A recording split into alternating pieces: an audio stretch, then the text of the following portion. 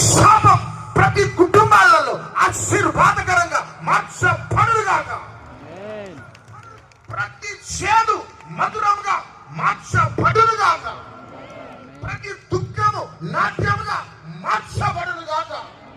ప్రతి చీకటి వెలుగు మయముగా మార్చబడుగాక.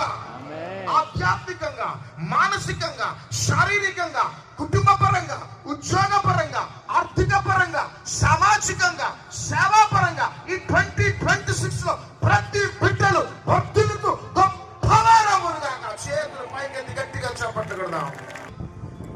ఆదికాండం 50వ అధ్యాయం 25వ వచనం.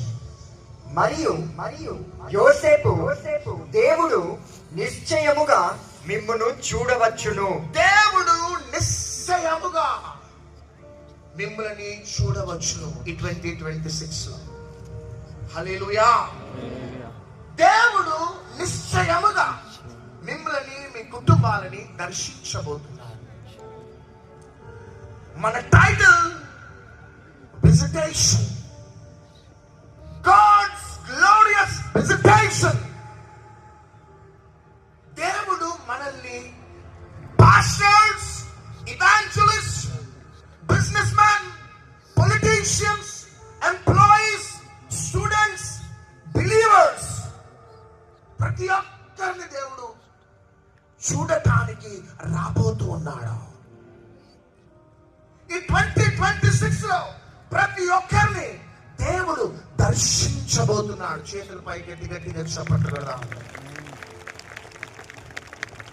దేవుడు దర్శించినాడు అంటే, ఇన్ కేస్ ఒకవేళ ఒక పొలిటీషియన్, ఒక ప్రధానమంత్రి గాని, ఒక ముఖ్యమంత్రి గాని సడన్ గా ఒక పల్లెటూరులోకి వెళ్ళి ఒక పేద కుటుంబాన్ని దర్శించినాడు అంటే,